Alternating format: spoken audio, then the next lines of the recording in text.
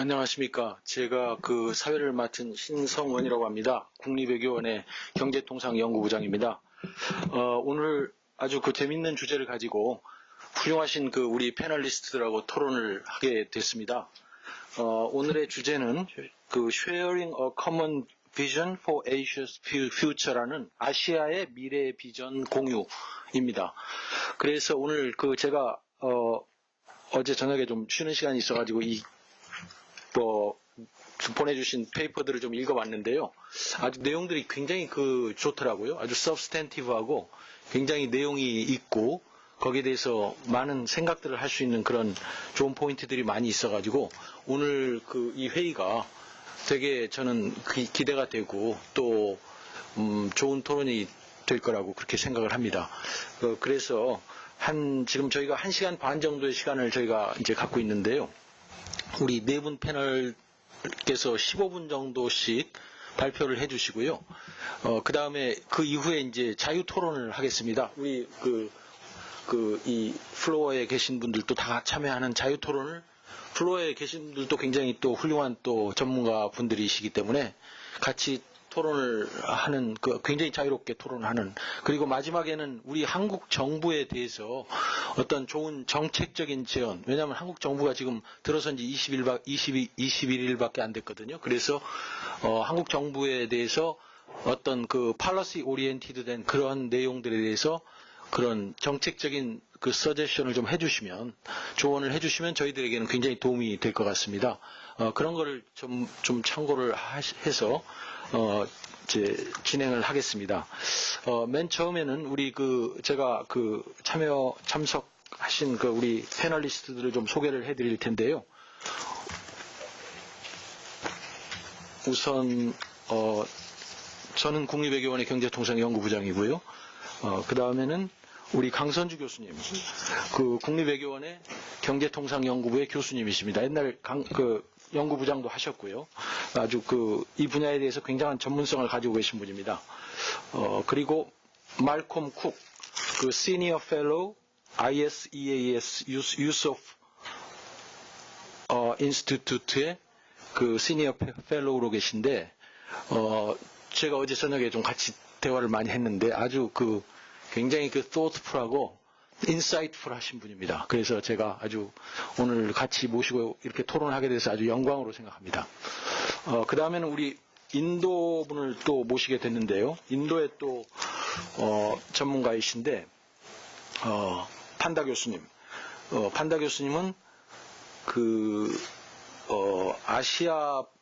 동아시아를 주로 전공하시는 분인데요. Defense Studies Institute에서 일을 하고 계십니다. 그 다음에 마지막으로는 테라다 교수님. 테라다 교수님은 국제관계를 주로 연구를 하시고 계시고요. 도시시아 유니버시티에서 지금 티칭도 하고 계시고 그런 분입니다. 그래서 오늘 발표는 한 15분 정도로 각각 해주시고요. 그래서 나머지 30분 정도는 토론을 하도록 하겠습니다. 제 왼쪽으로 앉으신 순서대로 그렇게 발표를 하시도록 하겠습니다. 말콤 쿡 박사님 먼저 시작을 해주시면 감사하겠습니다.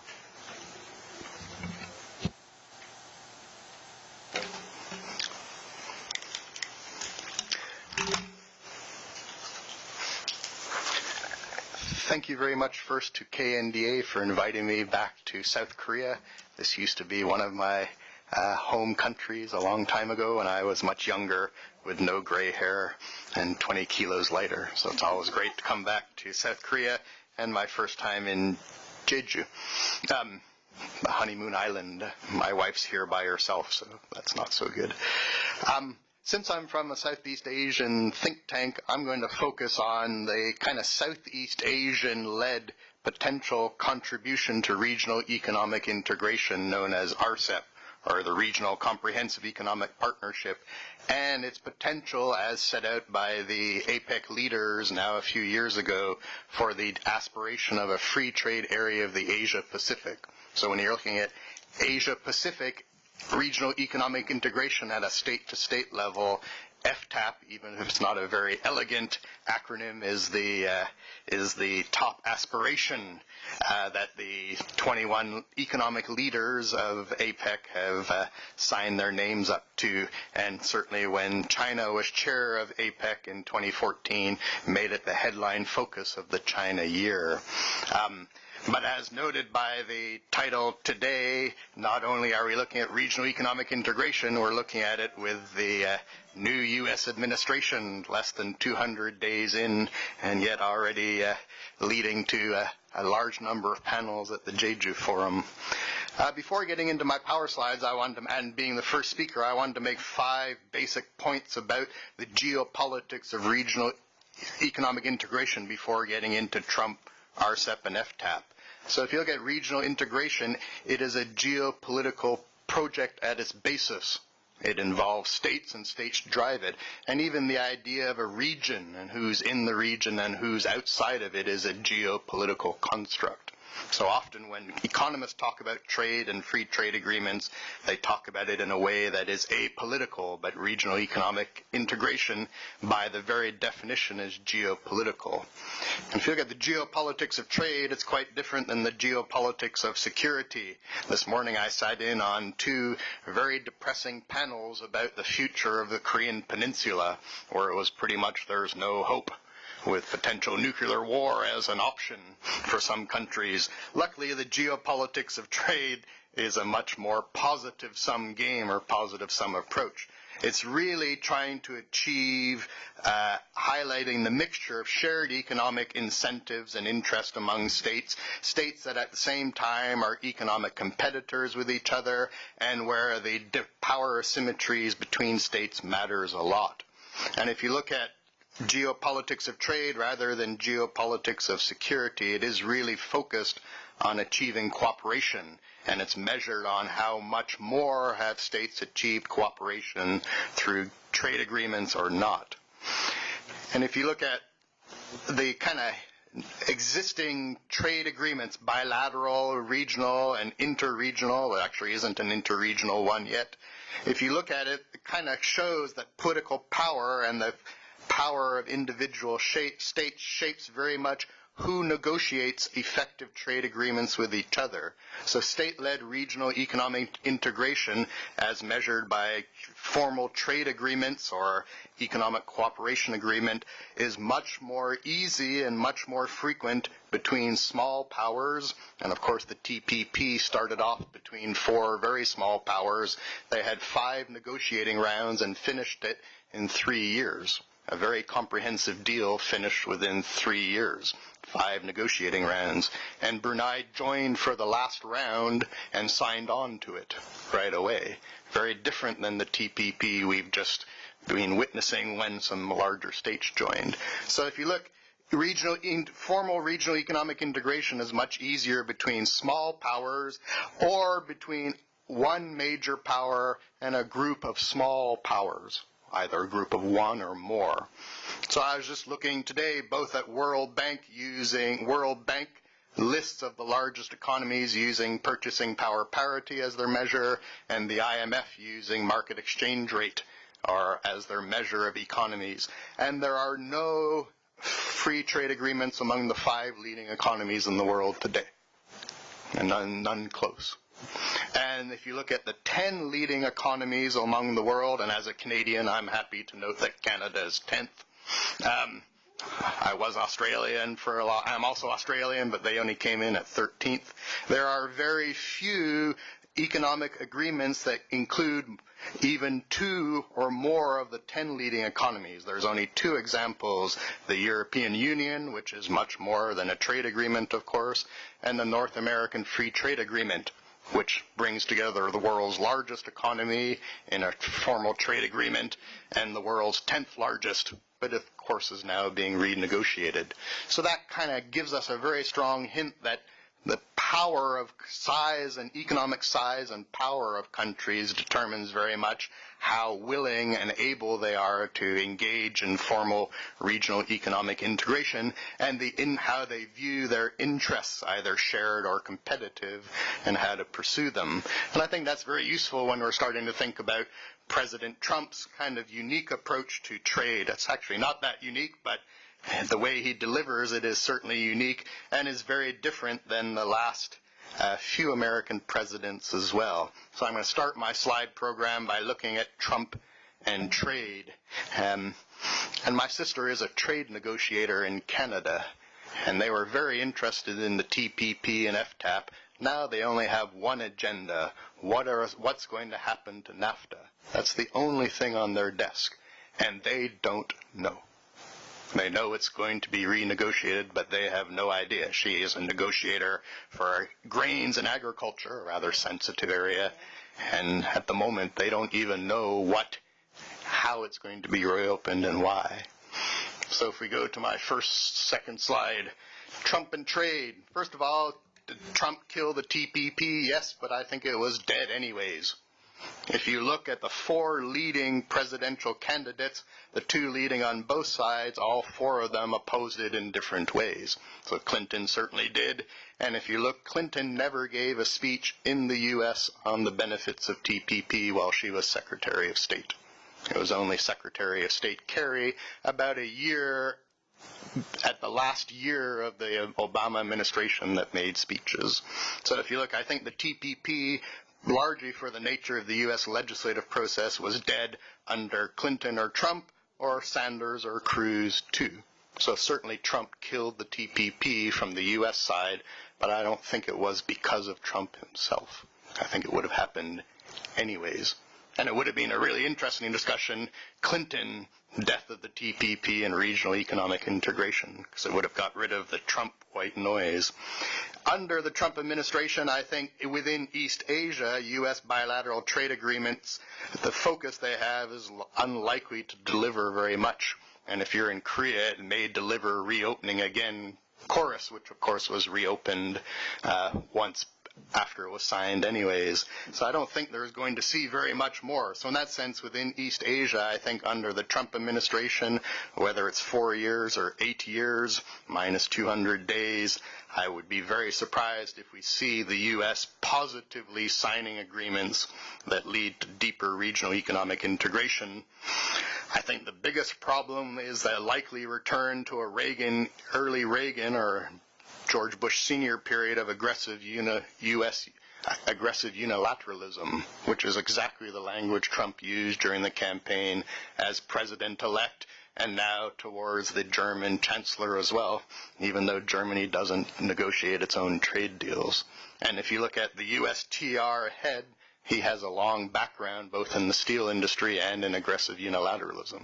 So in that sense, the U.S. is not stopping its positive focus on regional economic integration. I think it's going to go backwards, and in many ways we're going to be back to a world that we knew 25 years ago, that certainly for Japan and South Korea was a very uncomfortable world where U.S. used its market power not to entice greater integration, but the exact opposite. So if that's true, rather negative, where does that lead us next? So if you go to this FTAP, you got to learn acronyms if you do trade stuff. FTAP pathways. The APEC leaders identified 4 FTAP pathways, and before the U.S. pulled out of TPP, the TPP was the most advanced and probably most likely, particularly given the fact it had 2 of the world's 3 largest economies at national scale. So the first one that's actually already very well negotiated and can offer a model is the Pacific Alliance, almost never talked about, that brings together 4 Latin American countries in an American way of looking at the world, or North American way of looking at the world. This is a very comprehensive trade deal, but it's too small and too distant to be effective. So going back, this is basically a trade agreement among small powers. The TPP, we now have, to use an infrastructure analogy, a major bridge collapse, but people are trying to find an alternative route to get to the end goal of TPP ratification. Japan and New Zealand, I think, have already ratified it in a demonstration effect. I think it's going to be really difficult. If you're Malaysia, you're already very skeptical about the domestic political benefits of joining TPP with the U.S. Without the U.S. gives you a really good reason not to go forward. Vietnam would be a very similar situation. The United States is Vietnam's largest export market by far. If you look at Canada and Mexico, two of the four biggest economies in TPP, they've now got a much, much bigger problem. And it's very clear, talking to Canadian negotiators, they're not going to push through with TPP until they have a pretty good idea what the Trump administration wants from NAFTA, because they don't want to give something away. So there's a major sequencing problem. So the TPP is already agreed upon, but as I say, major bridge collapse. Alternative routes are questionable, even though now Japan, after saying it would be pointless, is now seeing a point to it. I think it's going to be difficult. RCEP. RCEP is large enough, includes Japan and China and India, so three of the four largest economies in the world by purchasing power parity. It's central enough. It's not a Latin American peripheral agreement in the Asia Pacific, but central. No U.S. in it, so it can't wreck it from the inside anyways. And it is being built. At November ASEAN Summit, they'll likely proudly announce that they've made substantial progress towards RCEP. They will very unlikely be able to sign RCEP. That'll be up to Singapore's year next year, but they'll be able to pronounce substantial progress. And as diplomats in the room may know, what substantial is really in the eye of the beholder. So RCEP's probably now the best chance, the best pathway, the clearest pathway. I'll throw another one in as a current crystal ball. At the moment, China is not leading in the trade sense, formal trade sense, any agenda. I wouldn't be surprised. I wouldn't be shocked. I'd be surprised, but I wouldn't be shocked if the ever-changing dimensions of the One Belt, One Road project that now include the Arctic may at some point bring in a trade dimension as well, particularly if RCEP doesn't deliver a substantial deal that serves China's interests. So I want to end off by focusing on the four RCEP pathway problems. So if you look at what's the most likely pathway towards a free trade area of the Asia Pacific, the goal of formal regional economic integration, RCEP is now the best one. I'm not sure how good it is, but it's the best one. But there's four problems. First of all, RCEP's level of ambition. How much more will it lead to opening up markets, movements of people, capital, and goods? That's questionable.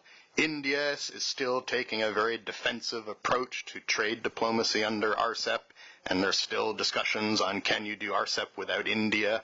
The answer seems to be, unfortunately, no. Indonesia is also, and many people think, is hiding behind India. India is much bigger and willing to take the flak for being the slowest boat in the RCEP flotilla. But Indonesia, particularly under the Jokowi administration, is very far from being focused on opening up the Indonesian economy to greater foreign access. So Indonesia is a key one. The CLM countries, Cambodia, Laos, and Myanmar, they are very much further down the development line and have great sensitivities about opening up even areas that other more advanced economies like Malaysia and Thailand have opened up along more. So if you look at RCEP levels of ambitions, the nature of the countries that are involved in RCEP means it's probably not going to be much of a bang for the buck. RCEP is ASEAN-led. So most of the international media is wrong. That's not unusual. They usually say TPP was U.S.-led, is now U.S. ignored, and RCEP was China-led. That's never been the case at all. Indonesia is the lead negotiator of RCEP, and ASEAN and Indonesia sets the timetable and the agenda. And again, within Southeast Asia, Indonesia, historically and presently, is one of the most trade liberalization shy economies, partially because it's a very large economy itself. Going back to that, large economies approach regional economic integration very differently. So Indonesia is the chair, and for a long time, the chair of the RCEP negotiations was based in Geneva, because he was the Indonesian negotiator at the WTO, which first of all shows how high Indonesia's resource allocation was to RCEP, the pathway to FTAP led by ASEAN. That's changed as well. So ASEAN-led is good, but also not so good. Talking to, again, Canadian and Japanese, Australian and New Zealand negotiators, there are TPP members inside RCEP, those 4, as well as Singapore. So at least 5 of the TPP negotiate countries are also in RCEP, and those 5 are pushing to include TPP agreements or approaches to issues within RCEP to raise the ambition of RCEP, and that's being pushed very strongly by the non-TPP members. So the TPP legacy for RCEP is still there.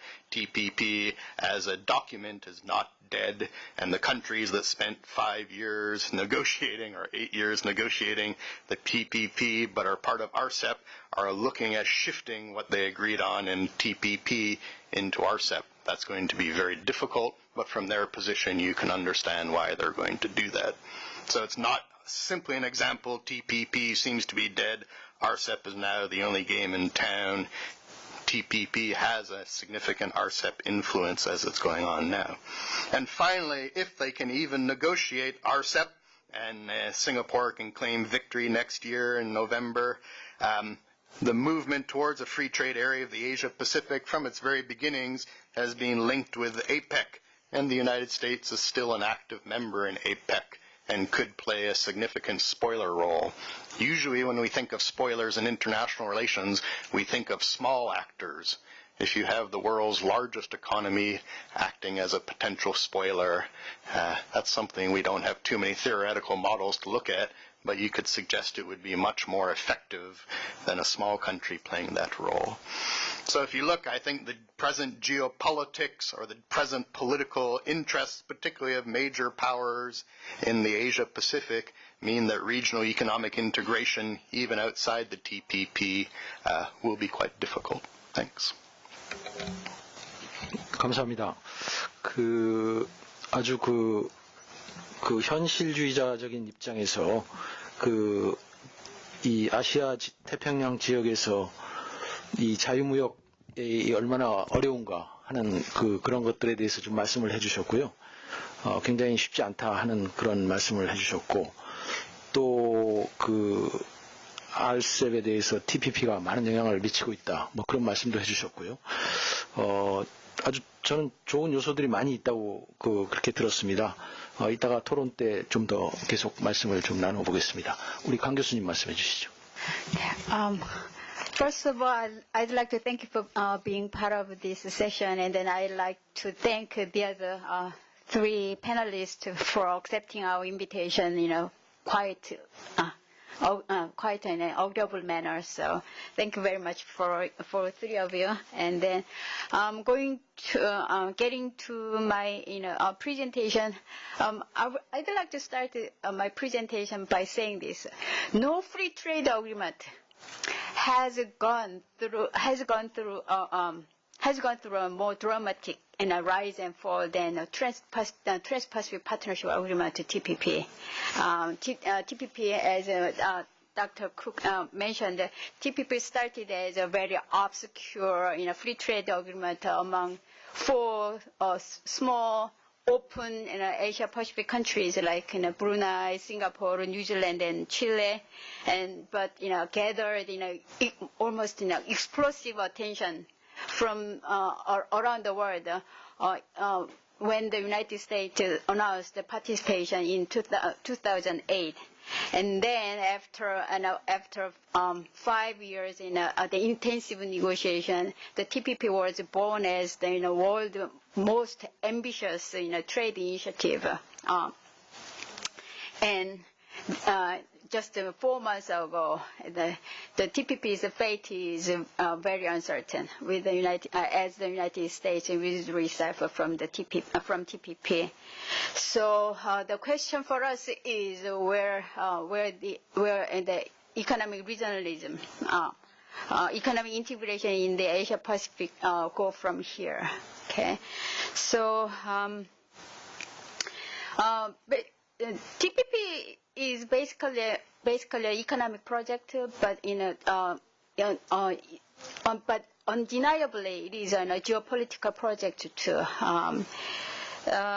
TPP, produced very meaningful outcomes on both market accession and trade rules. TPP, would eliminate tariffs on more than 18,000 products traded among the 12 participant countries, and TPP also broke new ground in rulemaking, like intellectual property rights, services, digital e-commerce, state-owned enterprises, and labor, environment, and protection. And this is why TPP was hailed as a model for 21st century trade agreements. Beyond its economic effects, TPP served as a powerful geopolitical tool. TPP needs to be understood in terms of regional order, balance of power, and the influence on a rising China. From the United States point of view, TPP was important for United States Asian rebalance, as it would create an alternative to China's economic size with rules. The crux of TPP was to build alliances and partnerships to enable the United States to compete with China much better than much better before without TPP. So TPP has intended to reconfigure, from the United States point of view, TPP was intended to reconfigure regional architecture that would be not only trans-Pacific, but also attenuate Chinese economic domination. And at the same time, from other Asia Pacific countries' view, TPP was no doubt a chance to strategically align with the United States and hedge against rising China. Those countries took TPP as a reassuring signal that the United States was capable of demonstrating competence and leadership in the region, as it has been doing all along since 1945. And TPP's second geopolitical impact was on the distribution of power within Asia Pacific. The United States, as an official balancer, has always had an interest in sustaining a favorable equilibrium within Asia.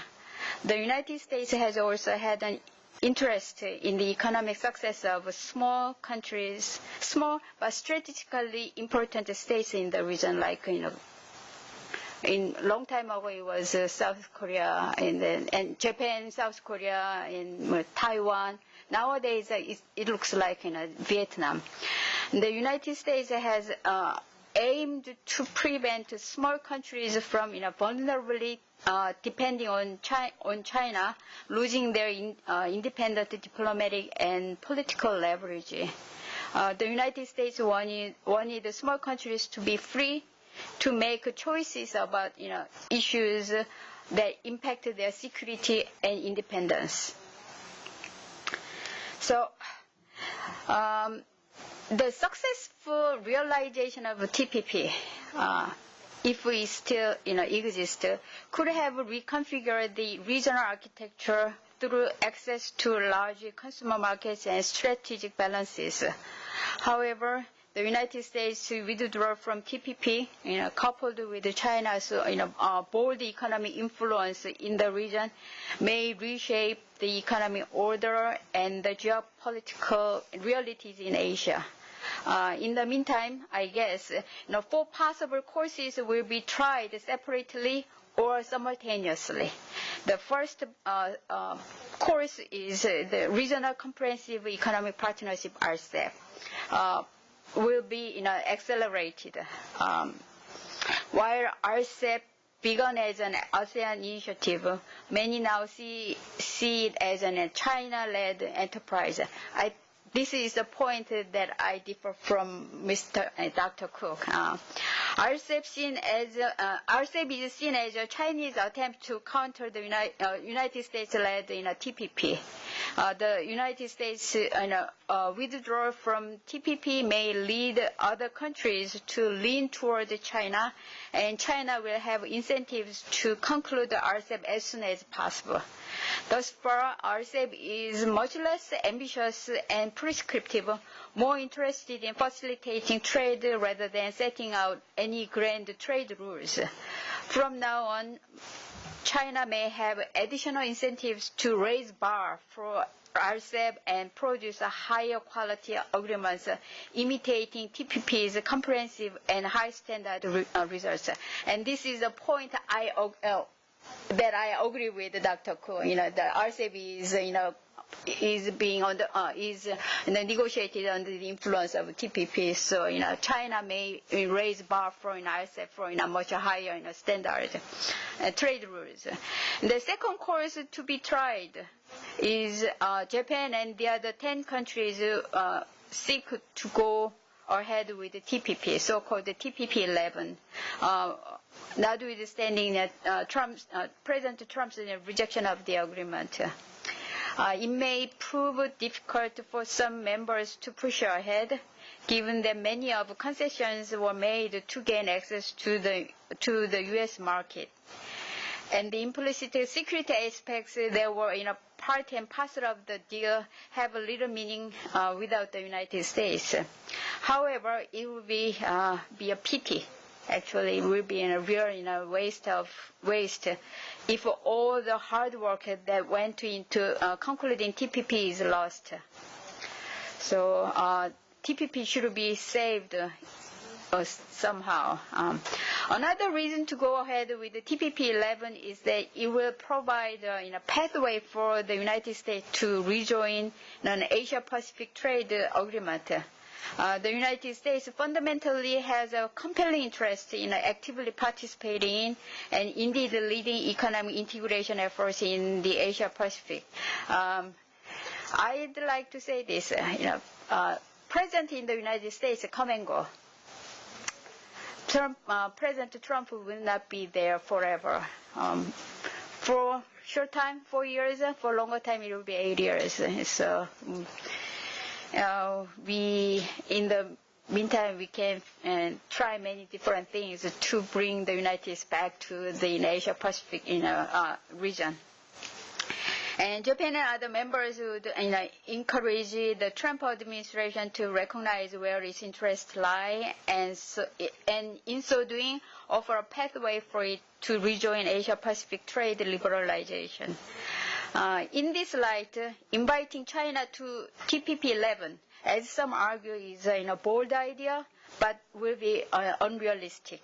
Joining TPP 11 will be an unnecessary and self-contradictory step for China, abandoning its own effort for RCEP, and if China ultimately eyes on free trade area for the Asia-Pacific based on RCEP. And it should be duly noted that realization of TPP 11 will depend heavily on Japanese leadership in regional integration. Japan has a few rationales to take a leadership role in TPP 11. To make a long story short, Japan can champion free trade, and then if Japan wants to maintain the economic reform initiated by Prime Minister Abe, Japan needs to take leadership in TPP 11, and so on. And the third course to be tried is FTAAP. It is an attempt it is going to harmonize trade policies between TPP and RCEP. Actually, TPP and FTAAP was first floated by the United States in early 2000, and now FTAAP was embraced by China in 2014 in an APEC summit. So both the United States and China have certain the common interest having the FTAAP progress. So I think even though it is a long way to go before FTAAP have real contents, but FTAAP is a viable option, the long-term viable option for both China and the United States, because both countries will not losing in a race for leadership. So China and the United States can co-lead economic integration in the Asia Pacific region. And the last one is. It will take some time too, but I think it would be premature to rule out the possibility of the United States returning to play in a leadership role in organizing region-wide trade rules. There is a possibility that Asia-Pacific countries may be eager to negotiate bilateral trade deals with the United States, and the Trump administration may capitalize on that. If the United States does re-engage in economic regionalism, Asia-Pacific economic regionalism, United States will be sure to try to get better deals, probably more than what the current TPP has agreed.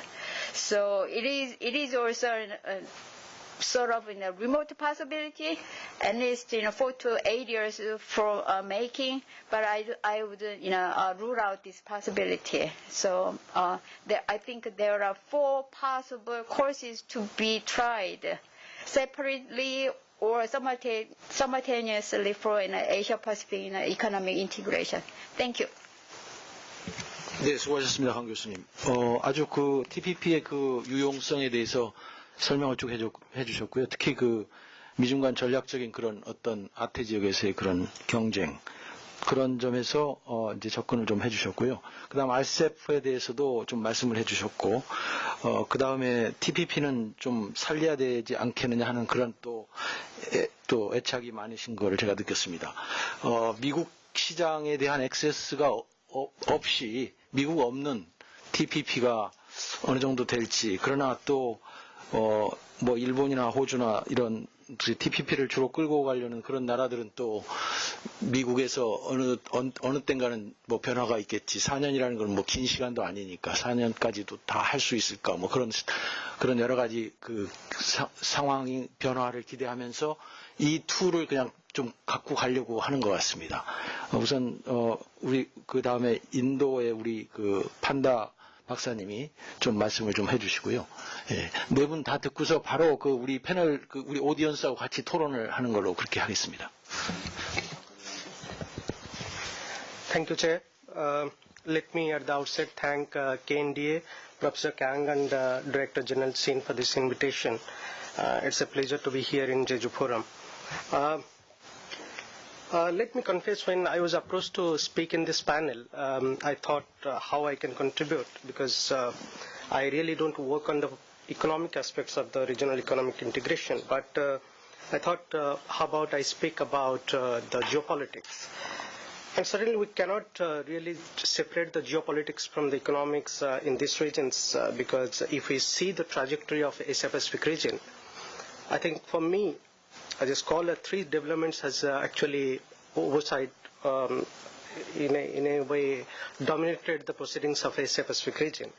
One is the arrival of TPP, as it was pointed out by Professor Kang and Professor Cook, that the way TPP entered into Asia-Pacific both as a economic concept and geopolitical concept. And then the US withdrawal, that has been one of the most highlighting aspect in last decade or so.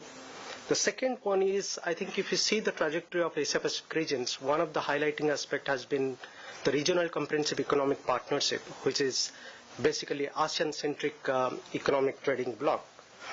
The third thing today, what we are discussing is about the Belt and Road Initiative of China. And if you see and connect these three things, one is not actually separate from the other. And all of them are actually part of economic initiatives and geopolitical initiatives. But in my presentation, I'm not really going to talk about all of these aspects, even though they are somehow interlinked with each other.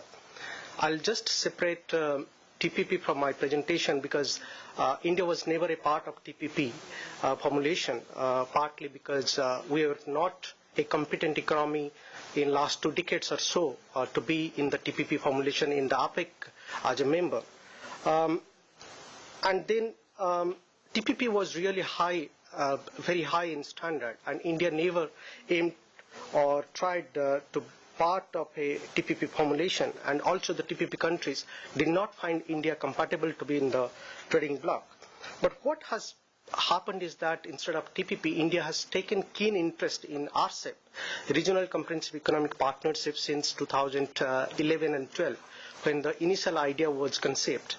In fact, the initial idea was conceived in 2011, but in 2012, November, December, when the RCEP negotiation formulation started, since that time, India has been quite positive about the RCEP negotiation. So what I'm going to speak is about India's perception about RCEP, and how does really India look at this, and this is my personal observation as a scholar. One of the highlight aspect, if you see in the RCEP today, is that the negotiations are moving in the right direction, probably as the media reports are suggesting. And today we have arrived almost to the 18th round of negotiation. In fact, the last round of negotiation happened in Philippines just last month. And the media reports suggest that probably RCEP is moving in the right direction, and probably end of this year or early next year, the negotiation will be probably successfully concluded. But is that really that easy to draw a conclusion to RCEP negotiation?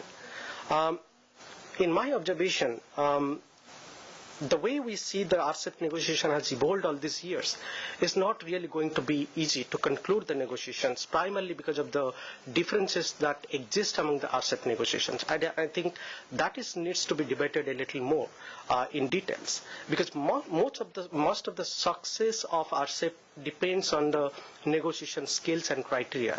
And therefore, I think what we need to see is that who are the members are actually differing with each other, and how are the major countries in the RCEP formulations are actually behaving or approaching the negotiation dates. I think the previous speakers already pointed out that there is a change in behavior pattern of the largest economy of the bloc, that is People's Republic of China. And I think that is one aspect which must bother to most of the trading partners in the RCEP formulation, be it ASEAN countries or the dialogue partners, the rest 5 dialogue partners. Since China is the biggest economy in the RCEP formulation, I think we need to really talk about a little bit about China's behavioral pattern with regard to RCEP and with regard to the future of the FTAAP, free trade area of the Asia Pacific regions. And therefore, I'm going to give an Indian perception to this issue, is that whether the RCEP negotiation is ever going to be successful and fairly concluded. That is one of the topics which is mostly talked about, and we need to really talk about that. And if it is really going to be successful and if it is going to be fairly concluded, then what is the future of this economic integration in Asia Pacific? I think to find an answer to these questions or to this debate is not going to be any easy task, because the way the 17th or 18th round of negotiation has happened, lots of ups and downs have happened within the negotiations, though most of these negotiations have been kept secret, and the negotiation criteria and the deals have not been made public. We don't have enough information to make an argument that everything is transparent. But yes, transparency has been one of the issues that has actually made most of the dialogue partners quite suspicious about the negotiating deal. And I think India is rightly on its position to say that most of the negotiations are not really transparent. And therefore, we need to have a better transferable behavior from the major actors in the RCEP, and that is from the People's Republic of China. But again, to answer the questions as I raised very shortly, that the prospects of Asia economic integration is a long-haul subject. It's not going to be that easy. Even though media reports are suggesting that end of this year or early next year we are going to conclude the negotiations, still it's not going to be that easy. The key will be on the negotiations criteria, and whether the top economies like China, also to some extent Japan and Korea, are going to be negotiating and confining or taking along with the other developing economies like India and some of the ASEAN countries that other members pointed out. So therefore, the role of China is going to be the most important aspect in this. But as it appears, as Professor Kang was rightly pointing out, there is a change in Chinese behavioral pattern. And what we are seeing today is that China's behavior when the RCEP came up and today, there is a change. Today, China seems to be more assertive, and there is a unilateral approach involved in China's negotiation deal. If you see the media reports, the scholars' dialogues, and the official briefings which is coming from Beijing, it's not really developing economic friendly. Now, let me start by saying that why we should be really talking about RCEP. I think the way the geopolitics of this region evolved, particularly after the US withdrawal from the TPP, and I think RCEP remained the most comprehensive economic model bloc, and that should be easily guiding us to the Asia-Pacific integrations. But again, as we know, that it is the role of China, it is the role of behavior of China which is going to be the driving force. Even the China never led the RCEP negotiation deal. It was always ASEAN-centric, and most of the ASEAN countries like Indonesia shaped the negotiation deals. But China has been the backbone of this negotiation deal. And today, therefore, we need to really talk a little more about China's behavior. Why RCEP and why we should be really talking about China's behavior within RCEP? I think if we talk about the 18th round of RCEP negotiation which happened from 2nd May to 12th May 2017, they talked about a lot of issues. Of course, as RCEP talks about trade, services and investments, all of these things were discussed, but there were also discussion on economic and technical cooperation. There were discussions about how to remove barriers on trade and investments, how to enforce IPR, which is one of the most important aspects of RCEP negotiation, how to promote dispute settlement mechanisms within RCEP, and how to promote competition and economic transparency. And I think some of these issues were the key aspects of RCEP negotiation in the 17th as well as in the 18th round of negotiation. And today, as a result, we will be probably moving towards the 19th round of negotiations this year or early next year. But there is a problem if we see in this negotiation pattern. Most of this negotiation pattern has been halted not only because of the perceptual differences on trade and services, but also on the technical differences that most of the major countries hold on the negotiation deals. And as it was pointed out rightly by Professor Kang earlier, RCEP suffered a complexity earlier on because most of the RCEP negotiation was being compared with the TPP. But today we have entered into a position where we are not really drawing a parallel with TPP. We are trying to conclude the negotiation deal of RCEP on its own. And therefore, and I think the behavior pattern of major economies, particularly ASEAN plus 3, China, Japan, and Korea, are going to be key, since not all the economies within the RCEP are really middle developed or developed economy. If we talk about India, if we talked about some of the ASEAN countries, they are still developing countries. And as we remember the original chapter of RCEP, it talks about an ASEAN plus framework. That means ASEAN plus means people-friendly negotiation deals. And therefore, today we have entered into a phase where the big economies in the groupings are taking a call with ignoring the concerns of the developing economies or the people's friendly economies. And that is one worrying aspect which we need to really overcome in the negotiation deal. Now, what are the key obstacles behind the RCEP negotiations? If we talk about the obstacles, I think members continue to differ on tariff reduction. That is the main issue within the RCEP negotiations today. But apart from that, there are negotiations on services liberalization are providing difficult. Differences in development levels among RCEP participation nations is one of those main issues. Also, many ASEAN trade partners do not have trade agreements with each other, and that is one issue which is not really moving anywhere. Apart from this, as I mentioned earlier, that this has always been an initiative which has been closely linked with the geopolitics of the regions.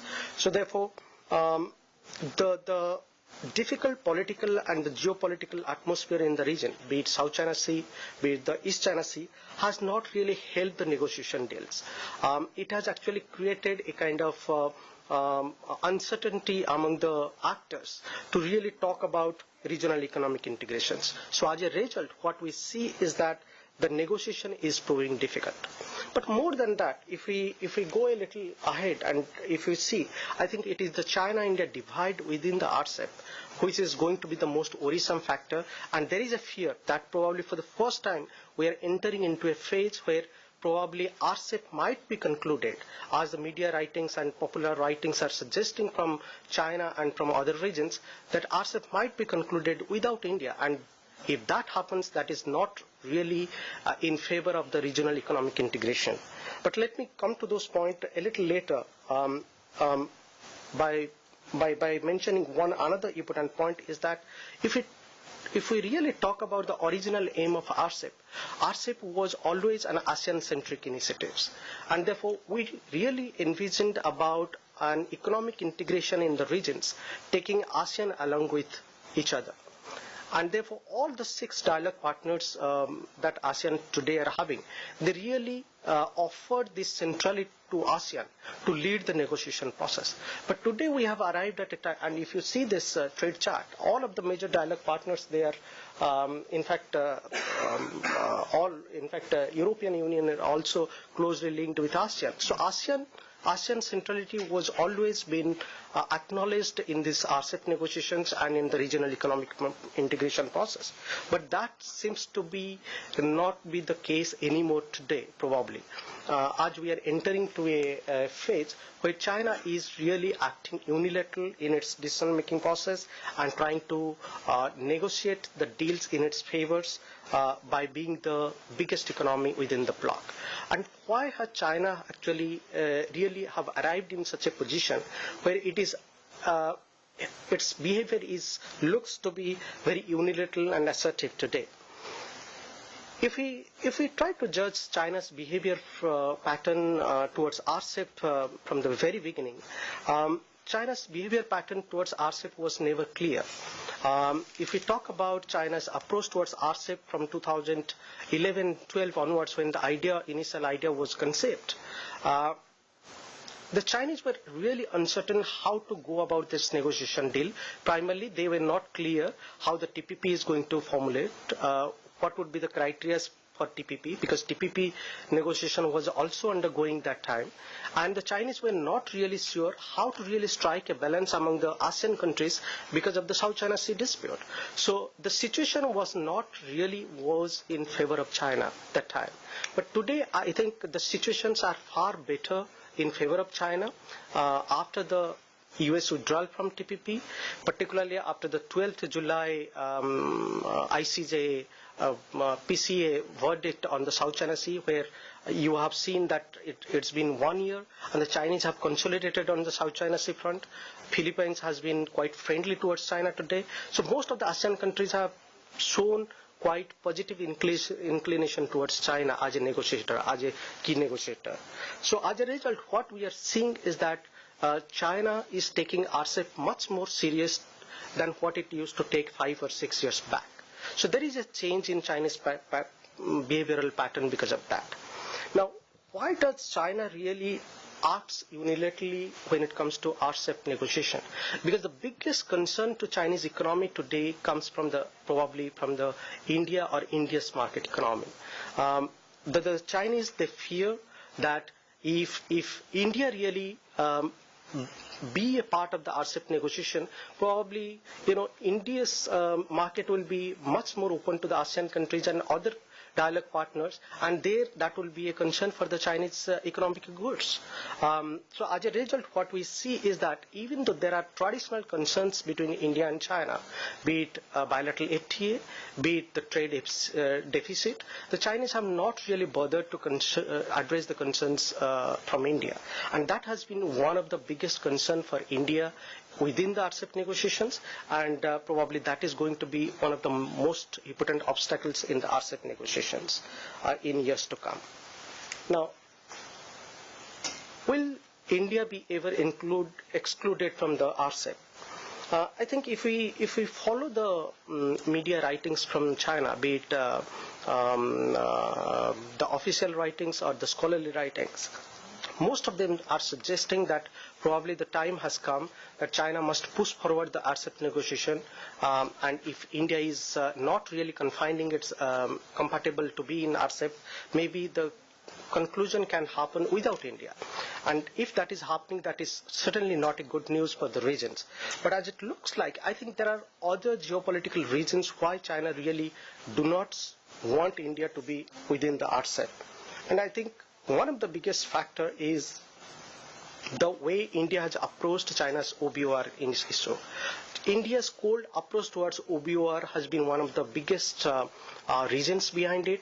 And if you see the Xi Jinping speech in the Asia Pacific Forum today in March in the Belt and Road Forum, he is talking about multimodal connectivity, and he is stressing about only RCEP negotiation deals.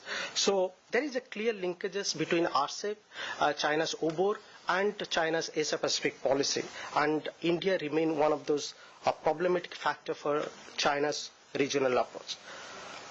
More than that, if you see, I think this is my last point. More than that, what we see is that we are thinking new China when it comes to trade negotiations or as a economic negotiator.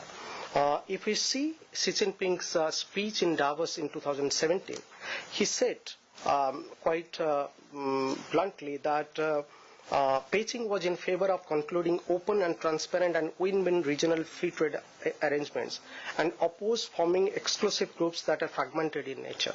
So this statement clearly indicates that China is not really compatible with the countries who are having problems with China, and China is in favor of only conclusion of RCEP, abandoning those countries who are not really finding it compatible to be in RCEP negotiations. And this clearly implies that probably Beijing is making its mind to conclude the RCEP negotiations by abandoning India. Now, how the future is going to be?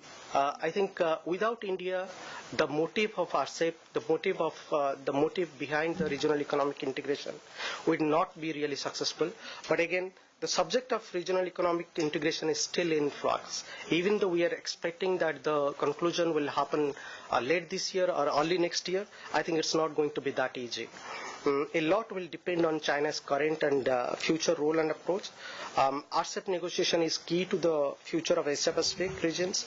China, India, and all ASEAN dialogue partners need a consensus over the negotiation. The integration process has to be inclusive and an integrated one. Thank you. 네, 감사합니다. RCEP에 대해서 상세하게 설명을 해주셨는데요.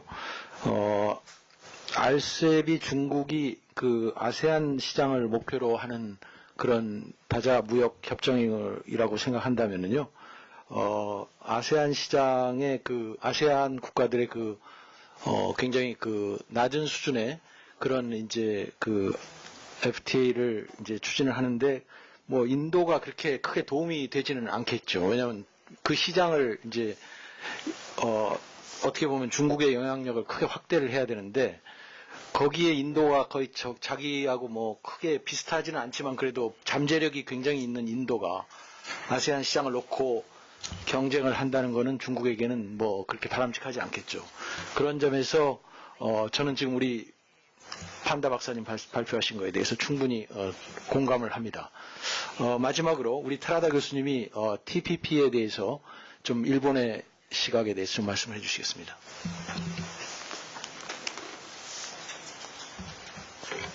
Thank you very much, Mr. Chair, for kind introduction. First, I'd like to extend my thanks to the Professor Kang for finding me. Actually, this enabled me to extend my stay here. Actually, I enjoyed some of the sightseeing already from Tuesday I came here. Okay, I have only 3 slides, and mainly focusing on the TPP or TPP-related scenarios which Asia-Pacific may take. And again, I'm not necessarily focusing on RCP or RCEP. I have some reservations about RCEP as well. But anyway, if I have a chance to talk more on it, I would be happy to do it. Oops.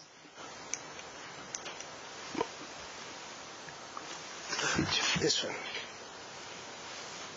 This one. Oh, sorry. Thanks so much. That's a Yeah. There we go. Oh, okay. I have to do it. I have some book. Okay, let me start with the still significance of TPP, particularly on American economies and politics, which I actually used not only for this session, I'm sorry, for my presentation in Washington, D.C. A couple of months ago. So I got quite a few good feedbacks from the American people on that, particularly why still some people in Washington enthusiastic about the TPP. And anyway, you remember what Mr. Obama mentioned about free trade or NAFTA in 2008 in previous election. He was strongly against it. And TPP was put on agenda by Mr. Bush before his retirement as a president. It's November 2008. And Obama just said, well, just wait. We should not go ahead with TPP. So after having a 1-year trade policy review, Obama administration decided to go with TPP. And the major reason, this was actually mentioned by then USTR, Mr. Kirk, the American businesses in Asia Pacific would be in disadvantages because China, as East Asian countries, try to utilize the exclusive or discriminatory FTAs. Even East Asian, at that time there was no framework of RCP because Japan proposed a simple fixed FTA. At that time we call it CPIA. It's a different name. That actually shocked the American people. Why did Japan, US allies, try to propose the regional integration framework without the United States? Okay, this was actually mentioned by then Japanese Trade Minister Nikai. So some people in Washington say Nikai shock. So this was sort of the background about the Americans, the engagement in the TPP. But Obama, as you know, tried to utilize TPP for pushing the main American interest in the region.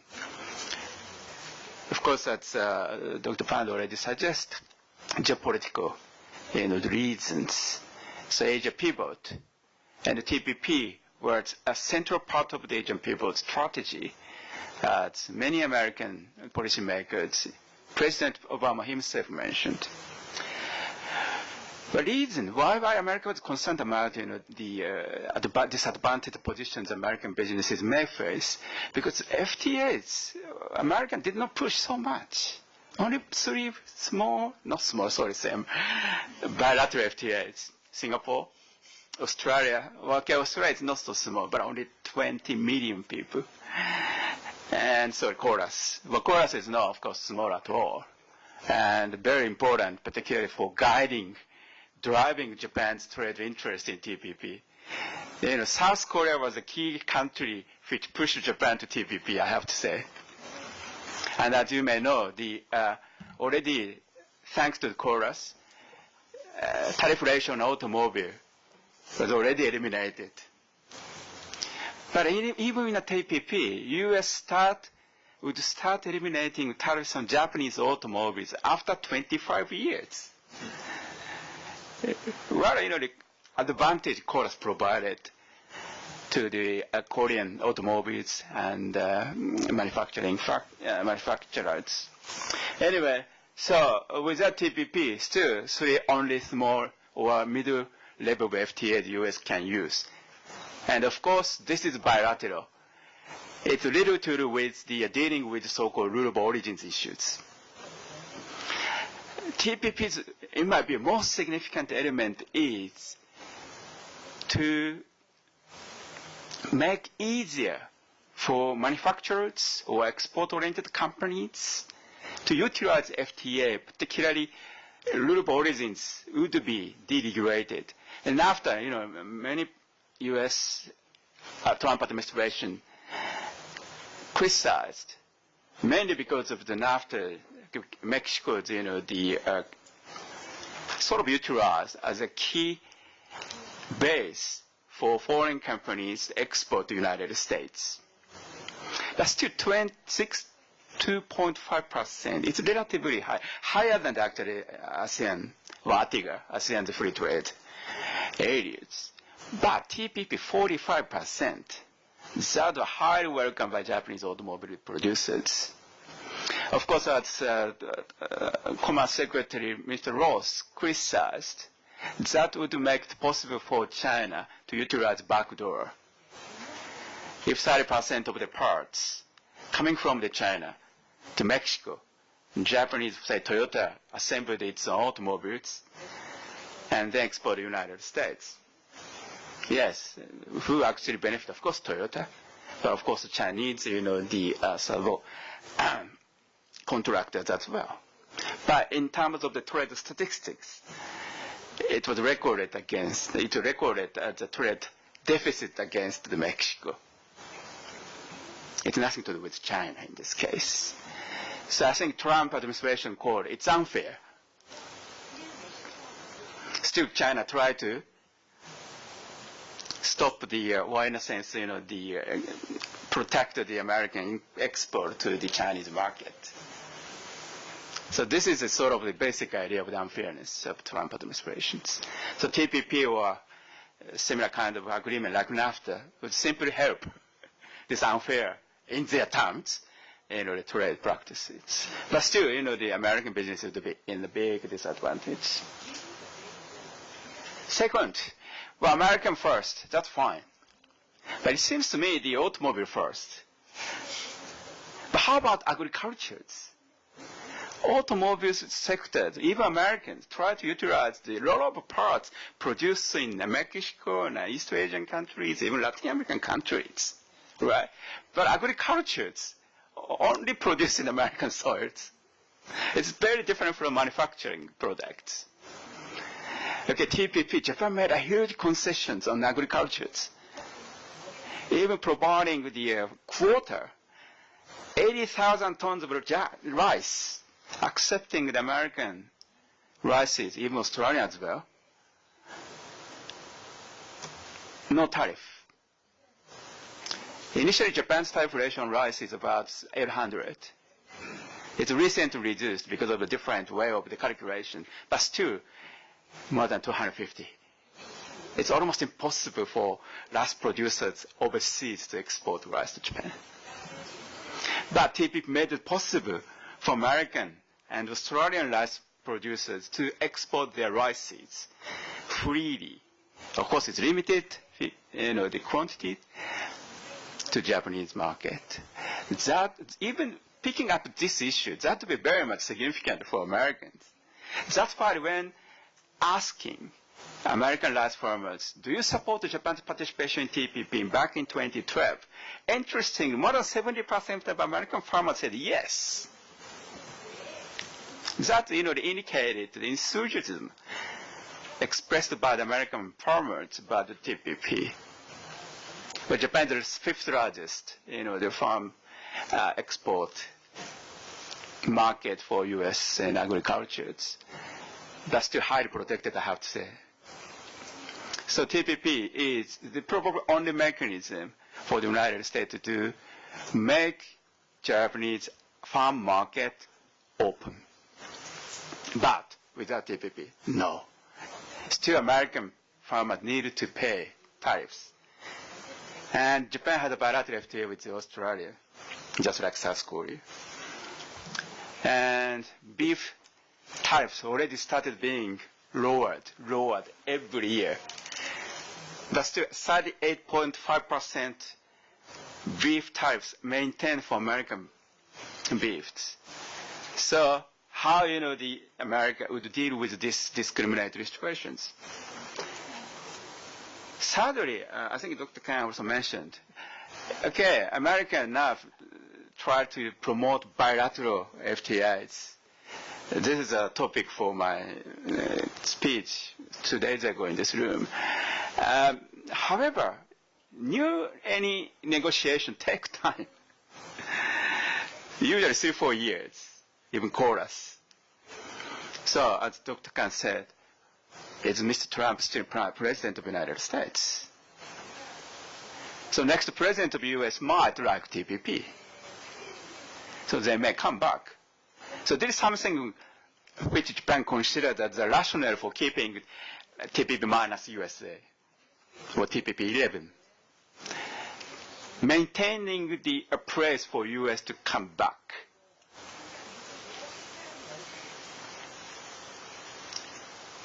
So again, I talked about the rule of origins issues. Bilateral FTA doesn't deal with this. So bilateral, multilateral, we're talking about FTA in the same rates, but content is hugely different. And finally, helping delay China's domestic reforms like SOEs. China was quite strongly influenced by TPP.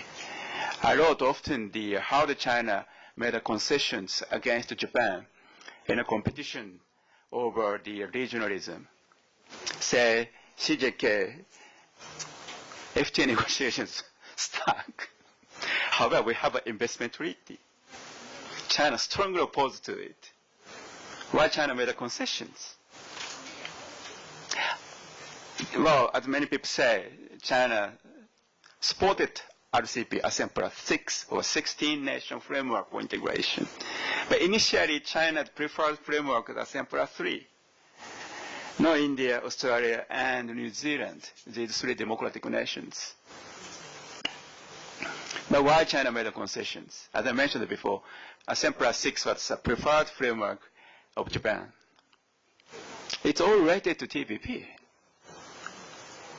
Japan showed no interest in joining TPP in 2010 after seeing Chorus and the EU-Korea FTA. It became effective on the same year. That's why I said South Korea was quite influential behind Japanese regional integration policy. Anyway, no TPP. China doesn't need to worry about it. I know China tried to think of joining TPP in 2013. But eventually they decided not to join. Of course, there are a number of the issues, but just like SOEs. I know the TPP clause has a number of exceptions in dealing with SOEs. And for example, Singapore's Temasek Holdings accepted. Local government-based SOEs accepted. Even Bumiputra's related companies are partially accepted. It's all sort of the United States made concessions towards Singapore, Malaysia, Vietnam, and SOEs.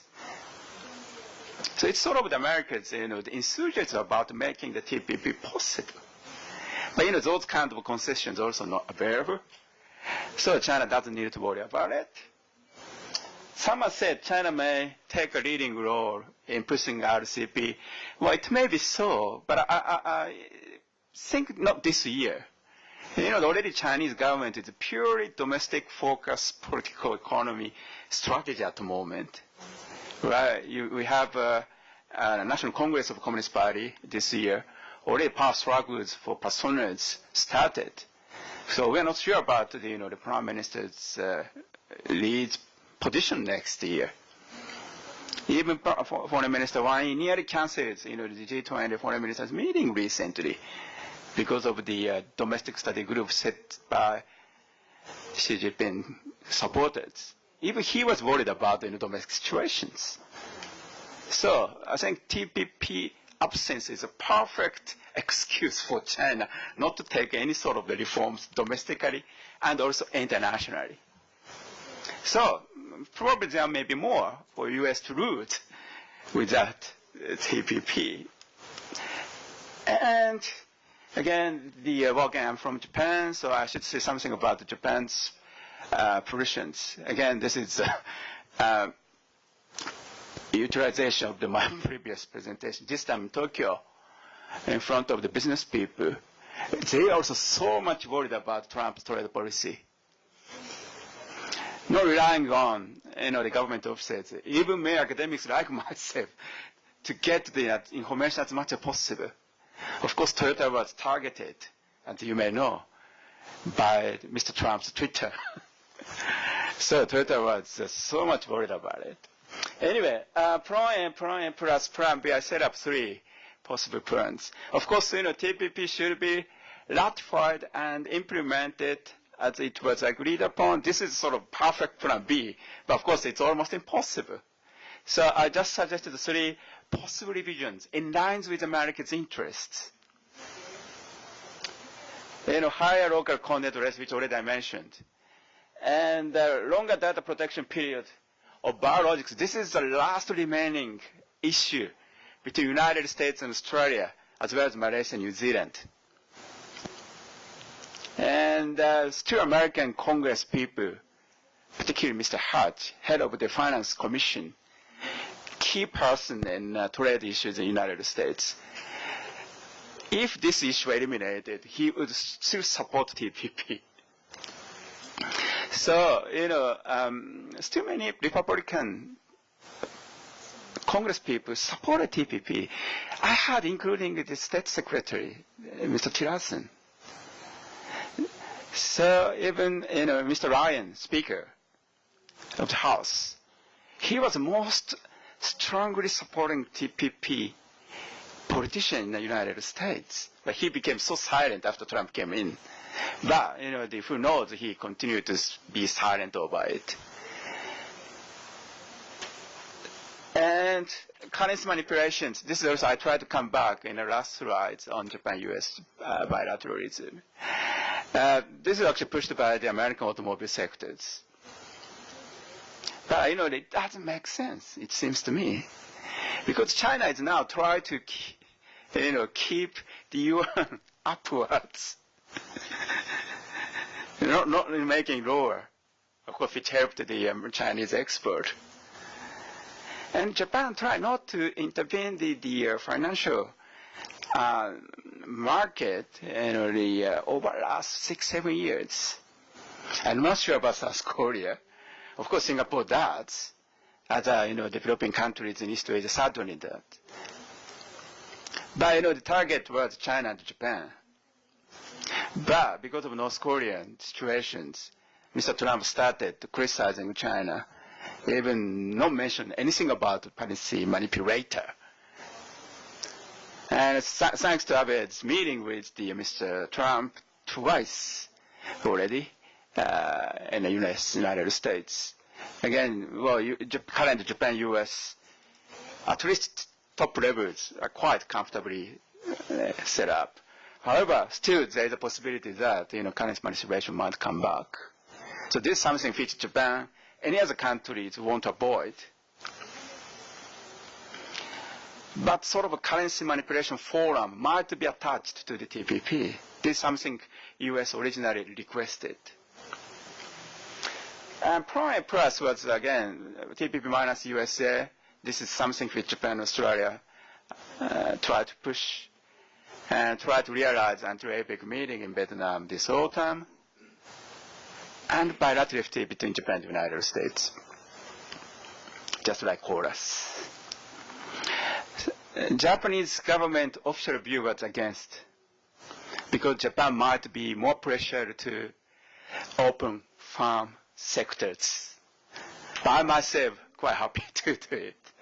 So I think we should utilize the external pressure or in Japanese gayatsu to make Japanese farm sector more open.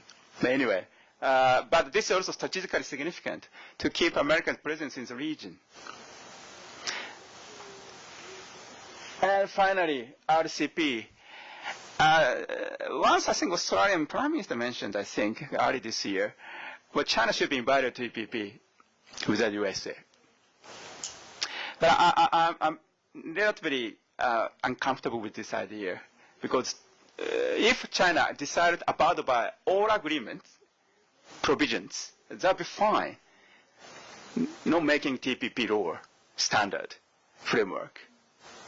But if China joined, asking the other countries to change in line with its interests, that would be disastrous. So my suggestion was to invite Chile, Mexico, Canada, and Peru to RCP. And those 4 countries already agreed upon TPP's high standard provisions, and certainly helping the Japan's, the ambition to make RCP as high standard as possible. At the moment, I think many people already said, I don't think the RCP could be an ambitious or high level or high standard, the regional trade, regional integration framework. Even looking at the market access, in this case, China and India came to the same position, about 60%. According to WTO rule, it must be 90%. So much, much lower. So this is something which Australia, New Zealand, and Japan cannot accept. Of course, Singapore as well. So how, this kind of discrepancy can be, resolved? This is a major, major issue. But this is just one example of hundreds. So RCP must be very difficult to go in my view.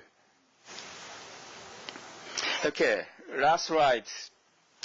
Recently, U.S.-Japan started so-called high-level bilateral economic dialogue just 2 months ago, headed by Vice President Pence and Vice Prime Minister, Deputy Prime Minister also. And the 3 major areas that probably we can highlight. Oh, this is the original slide for this session. Bilateral FTA already I mentioned. And interestingly, Lighthizer, recently nominated by U.S. Congress, finally, already mentioned in a hearing in the U.S. Senate that the target would be Japanese agriculture. He was the key person of the U.S.-Japan trade dispute in the 1980s, focusing on automobiles. So he knew about the Japanese trade practices. So I think the Japanese government, that's why, partly because of it, but it worried about his initiatives in dealing with the trade part of the economic dialogue. But my proposition is that, okay, why Japanese government try not to ask U.S. government to make more concessions on automobiles? 20% period of a year for starting the elimination of tariff, just 2.5% on commercial cars, and 25% tariffs on the one pickup truck. I'm not sure about how KORUS deal with that, but it started after TPP implemented 30 years, 3-0. This means U.S. can keep the tariffs for the next 30 years after TPP implemented. It's almost nothing. So I think Japan can get something from the U.S. while making more concessions to farms. in my view, Japan's negotiations on automobiles and TPP is completely failure. So this is a chance. Currency manipulations. ASO is also finance minister. Minister of Finance is strongly opposed to touching on this issue. So still we are not so sure what sort of the nature of the bilateral economic dialogue, this kind of stuff. But if trade-related, trade-dominated, or finance-dominated, so this is sort of the also issues from the domestic or more bureaucratic alignment.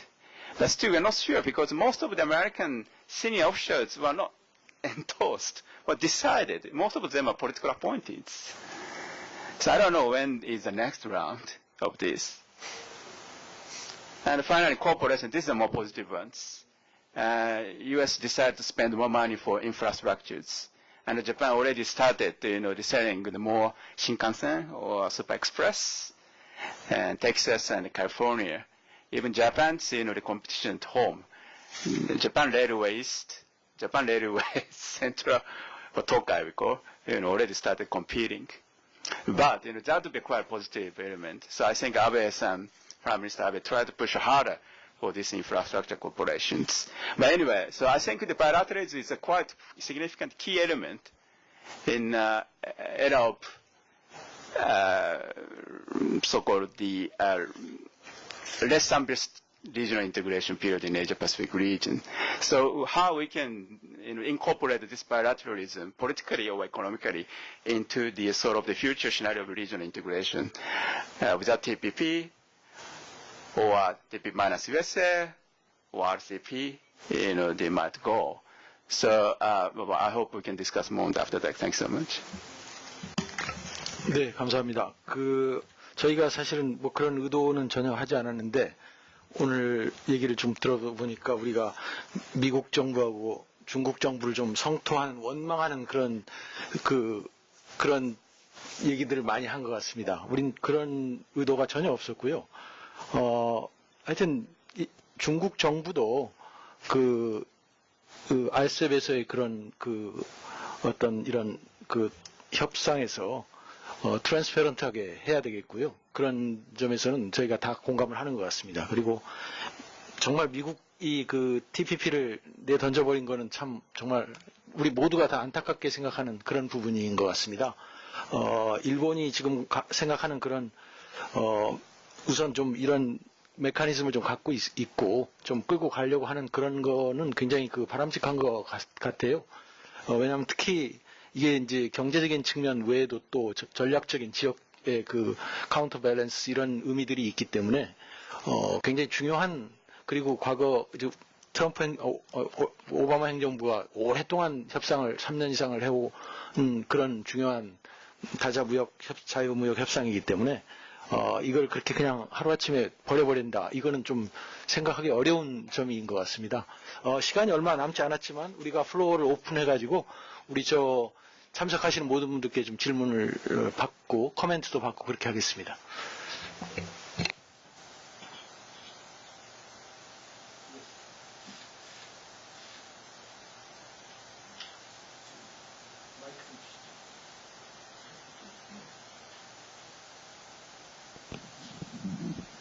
Hi, thank you for your presentations. It was very interesting. Gemma Edgar, Australian Embassy. I just had a question in regard to the trilateral, so ROK, Japan, China FTA, and the negotiations on that. I'm not sure that any of you mentioned that, so I'm just wondering how you think that FTA might also fit into the mix and the value of that particular agreement, if it ever is agreed.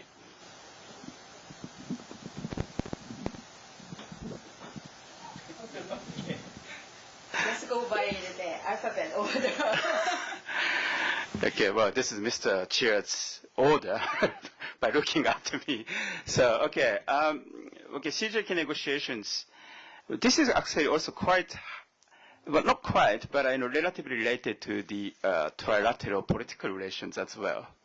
Right. And because I thought, China decided to go ahead with South Korea bilaterally. And interestingly, Chorus agreement is quite high level, market access liberalization program. But looking back to the China-Korea FTA, it's not so attractive. A lot of exceptions. And, the China-Korea tried to utilize that kind of level as a standard for the trilateral FTA negotiation. This is something Japan cannot accept. So this is the sort of the basic element of the stuck negotiation situation at the moment. However, I don't know, China-Korea bilateral relations recently has been a little bit changed. And the new government, I'm not sure about the President Moon's trade policy at all. But thanks to the North Korea, already, the Mr. Abe and Mr. Moon started talking on the phone, I think twice already. This is very unusual given the Park Geun-hye government in relations with Japan. Even Mr. Abe requested Mr. Moon to set up the trilateral summit as soon as possible in Tokyo. So probably this might change the atmosphere. And China is also, worried about, as I mentioned, well, not this time. I'm not saying that China is taking a leading role, as I mentioned, but probably sometime next year. And because that might be the easier for three nations to come together rather than negotiating with the, India or other ASEAN developing countries for RCP. So I think it depends on the new political relationship, particularly after the President Moon's coming to power. The trilateral free trade agreement has been stopped for almost 3 or 4 years, especially after political not disputes, but the disagreement and disagreement got intensified. So now there's a new political dynamics working after President Moon got sworn in, so took office. So this is more opportune time is coming for these three countries to revive the trilateral free trade agreement. But given the demise of TPP and RCEP's slow progress, these three countries may have more incentive to push the trilateral free trade agreement, even as a symbolic move. I mean, I wouldn't think that trilateral free trade agreement will be of high standard, but for these countries, as the symbolic gesture to put their political disagreement aside and then make their relations more in a two-track approach, they may give a certain tweak to the trilateral free trade agreement, and then but as the TPP, the revival of the TPP or the progress within RCEP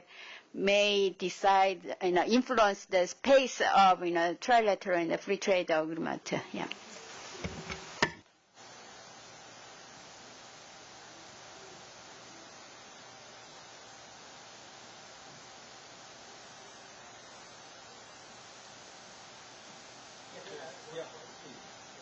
I mean, I really don't work on this trilateral FTA, but as rightly pointed out by Professor Takashi-san, is that what we have seen is that more than the negotiation deal, the politics are somehow impacting huge way the trade negotiations. And because of the complexities in this trilateral relationship today, we have seen that this trilateral FTA is not really successful or not going anywhere. So in a broader sense, if we draw a policy implications, I think RCEP might witness the same. The future of RCEP might also face the same obstacle.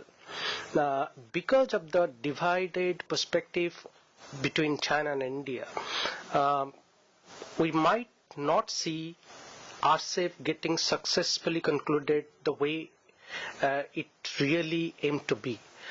India might be excluded, I might be wrong, but as it appears to be, though we have differences with ASEAN countries and also with including our special partners, two special partners, Japan and South Korea, but those are not major factors. Some major factors for India has been the problems with China, not only on the economic front but also on the political and geopolitical fronts. Free trade agreement is one of those issues, trade deficit is one of those issues, and because of these two economies are the largest economies, so there is a subtle competition is there, both within the RCEP negotiation and outside the RCEP negotiation. So therefore the future of RCEP, even though it looks bright, but it might not be concluded the same way it was originally aimed to be concluded. So we might not eventually see an effective regional economic integration. We might see that economic integration is taking place in some ways, but it might not really be comprehensive in nature. This doesn't really directly relate to your question, but I thought I'll make this point because this is somehow directly or indirectly linked with. And as it was pointed out by Chair, esteemed Chair, that we must draw some policy implications which will be, maybe appropriate for India and Korea, or maybe for South Korean government, because there is a new government in town. I don't know whether this is really going to be appropriate policy prescription. I'm going to write a little bit about this, and once I write, probably I'll forward it to you. And I think for a long time we have not really seen ROK becoming active, be it in the regional economic integration process or in the regional geopolitics. And I think the time has come, ROK has to look beyond the Northeast Asian region and has to really expand its outlook, be it in the Asia-Pacific region or in the Indo-Pacific regions, because ROK is one of the top GDP ranked economy, top 15 GDP ranked economy, and you cannot really act on a backseat or from the behind. That is number one. Number two, I think more than the trilateral FTA, and I think ROK India bilateral economic partnership needs to be expanded. We have an SEPA agreement, a comprehensive economic partnership agreement, that needs to turn into a FTA, bilateral FTA. India might be within the RCEP, India might not be eventually within the RCEP. But if India, South Korea FTA is happening, and I think that's a plus thing for South Korea and Indian economy.